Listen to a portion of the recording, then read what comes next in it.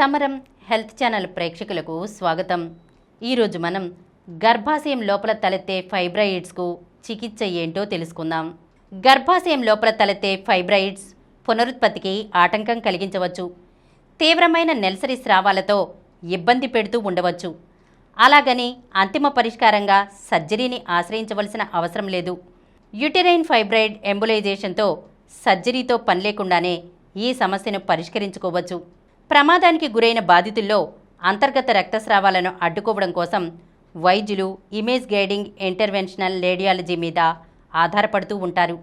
ఈ విధానంలో భాగంగా ఇంటర్వెన్షనల్ రేడియాలజిస్టులు ఇమేజ్ గైడెన్స్ ఆధారంగా రక్తనాళాలను గుర్తించి వాటిలో అవరోధం కల్పించడం ద్వారా రక్తస్రావాన్ని అదుపులోకి తీసుకొస్తూ ఉంటారు. ఇదే విధానాన్ని ఫైబ్రాయిడ్స్కి చికిత్సలో కూడా వాడుకోవచ్చు. ఫైబ్రాయిడ్స్కు రక్తాన్ని సరఫరా చేసే రక్తనాళాలను అడ్డుకోవడం ద్వారా రక్త ప్రసారానికి అడ్డుకట్ట వేసినప్పుడు ఫైబ్రాయిడ్స్ కుంచుకుపోతాయి. తద్వారా వాటి వల్ల తలెత్తే సమస్యలన్నీ అదుపులోకి వస్తాయి. ఈ చికిత్సే యూటెరైన్ ఫైబ్రాయిడ్ ఎంబోలైజేషన్. నిజానికి ఈ చికిత్స కొత్తదేమీ కాదు, ఎంతో కాలంగా వాడుకలో ఉన్నదే. కానీ దీని పట్ల మహిళలకు అవగాహన తక్కువ. పునరుత్పత్తి వయసులో ఉన్న 60% మంది మహిళల్లో గర్భాశయ ఫైబ్రాయిడ్స్ తలెత్తుతూ ఉంటాయి. ఇవి క్యాన్సర్ గడ్డలు కాకపోయినా వాటితో తలెత్తే తీవ్ర నెలసరి స్రావాలు, నొప్పులతో వైద్యులను కలిసినప్పుడు వైద్యులు మొదట మందులతో, తర్వాత సర్జరీతో సమస్యను పరిష్కరించే ప్రయత్నాలు చేస్తూ ఉంటారు. గర్భాశయం జోలికి వెళ్లకుండా కేవలం ఫైబ్రాయిడ్స్ను మాత్రమే తొలగించే సర్జరీతో పాటు కొన్ని సందర్భాల్లో గర్భాశయాన్నే తొలగించే సర్జరీ అవసరమవుతూ ఉంటుంది. అయితే ఈ 2 రకాల సర్జరీలతో పని లేకుండా కేవలం ఫైబ్రాయిడ్స్ లక్ష్యంగా చేసే చికిత్సే యూటెరైన్ ఫైబ్రాయిడ్ ఎంబోలైజేషన్. కోత, కుట్లు లేకుండా యాంజియోగ్రామ్ మాదిరిగా చేయి లేదా కాలిలోని రక్తనాళం ద్వారా సమస్యను పరిష్కరించే చికిత్స ఇది. యాంజియోగ్రామ్ మాదిరిగానే ఈ చికిత్సలో కూడా అదే తరహా క్యాథ్ ల్యాబ్ సాంకేతికతను ఉపయోగించుకుని ఫైబ్రాయిడ్స్కు రక్తాన్ని సరఫరా చేసే రక్తనాళాలకు చిన్నపాటి క్యాథరేట్స్తో అవరోధం కల్పిస్తారు. రక్త సరఫరాకు అడ్డుకట్ట వేసినప్పుడు ఫైబ్రాయిడ్స్కు అందవలసిన పోషణ కొరవడి అవి కుంచుకుపోయి జీవం కోల్పోతాయి.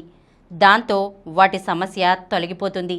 సాధారణంగా ఫైబ్రాయిడ్ సర్జరీలతో కొన్ని సమస్యలు ఉంటాయి. 5 నుంచి 10% దీర్ఘకాల సమస్యలు తలెత్తే అవకాశాలు కూడా ఉంటాయి. కోత, కుట్లు, రక్తస్రావంతో పాటు సర్జరీ తర్వాత అంతర్గత అవయవాలు అతుక్కోవడం లాంటి సమస్యలు ఉండవచ్చు. సర్జరీ నుంచి కోలుకోవడానికి కనీసం నెల సమయం పట్టొచ్చు.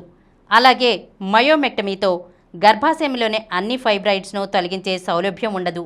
కాబట్టి ఈ సర్జరీతో పోలిస్తే యూటెరైన్ ఫైబ్రాయిడ్ ఎంబోలైజేషన్ అన్ని విధాలా సౌకర్యవంతమైనదని చెప్పొచ్చు. దీనిలో కోత, కుట్లు ఉండవు, రక్తస్రావం ఉండదు, అనస్థీషియా అవసరం లేదు. ఒక్క రోజులోనే చికిత్స ముగించుకుని ఇంటికెళ్ళిపోవచ్చు. మయోమెక్టమీ సర్జరీతో ఫైబ్రాయిడ్స్ తొలగించినంత మాత్రాన అవి మళ్లీ తలెత్తవనే భరోసా లేదు. 20 నుంచి 30% మందికి 10 ఏళ్ల కాలంలో ఫైబ్రాయిడ్స్ తిరగబెట్టొచ్చు. ఇలాంటి సందర్భాల్లో అప్పటికే పిల్లలున్న మహిళలు గర్భాశయాన్ని తొలగించే సర్జరీలను ఎంచుకుంటూ ఉంటారు. కానీ 30 ఏళ్ల వయసులో గర్భాశయాన్ని తొలగించడం వల్ల మహిళలకు గుండె జబ్బుల ముప్పు పొంచి ఉంటుంది. కటి ప్రదేశం బలహీనపడవచ్చు. సర్జరీ వల్ల కడుపులో పేగులు అతుక్కుపోయి అందుకోసం రెండోసారి సర్జరీ చేసే పరిస్థితి తలెత్తవచ్చు.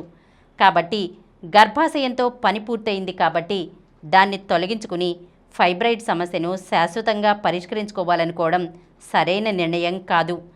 సాధారణంగా పునరుత్పత్తి వయసులో ఉన్న మహిళలకు ఫైబ్రాయిడ్స్ను మాత్రమే తొలగించే మయోమెక్టమీ సర్జరీని వైద్యులు సూచిస్తారు. కానీ ఈ సర్జరీతో పునరుత్పత్తి సమస్యలు తలెత్తే అవకాశాలు ఉంటాయి.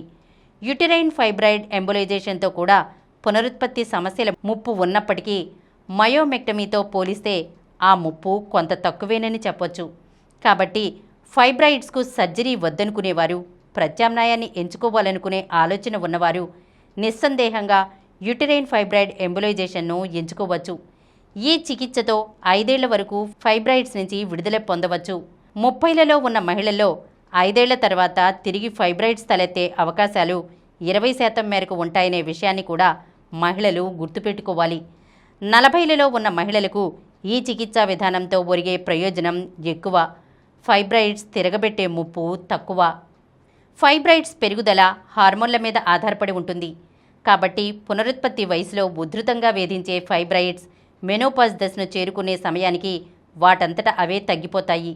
కాబట్టి ఆ సమయంలో సర్జరీతో పని లేకుండా తేలికపాటి మందులతోనే పరిస్థితిని అదుపులోకి తెచ్చుకోవచ్చు. ఇలాంటి సందర్భాల్లో గైనకాలజీ కీలక పాత్ర పోషిస్తుంది. కానీ పునరుత్పత్తి వయసులో ఉన్న కొందరికి ఫైబ్రాయిడ్స్ వల్ల తీవ్ర నెలసరి స్రావంతో రక్తలేమికి గురికావడం, నొప్పితో బాధపడడం లాంటి లక్షణాలు ఉంటాయి. అలాగే ఫైబ్రాయిడ్స్తో మూత్రాశయం మీద పెరిగే ఒత్తిడి వల్ల తరచూ మూత్ర విసర్జన చేయవలసి వస్తూ ఉంటుంది. ఈ సమస్యలతో జీవన నాణ్యత దెబ్బతినే పరిస్థితి ఉన్నప్పుడు గైనకాలజిస్టులను కలవడం అవసరం. అయితే సర్జరీ తప్ప మరొక పరిష్కారం లేదని వైద్యులు సూచించినప్పుడు యూటరైన్ ఫైబ్రాయిడ్ ఎంబోలైజేషన్ ప్రత్యామ్నాయం గురించి ఆలోచించాలి. ఈరోజు మనం గర్భాశయం లోపల తలెత్తే ఫైబ్రాయిడ్స్కు చికిత్స గురించి తెలుసుకున్నాం కదా. మరొక అంశంతో మళ్ళీ కలుద్దాం. ఈ కార్యక్రమం మీకు ఎంతో నచ్చింది కదా. ఇటువంటి మరిన్ని వీడియోల కోసం అనతి కాలంలోనే 20 కోట్లకు పైగా వ్యూస్ సాధించిన సమరం ఛానల్ సమర్పించు సమరం హెల్త్ ఛానల్కు సబ్స్క్రైబ్ చేయండి, లైక్ చేయండి, మీ ఫ్రెండ్స్కి షేర్ చేయండి. అలాగే ప్రక్కనున్న గంట సింబల్ని ప్రెస్ చేయడం మర్చిపోకండి.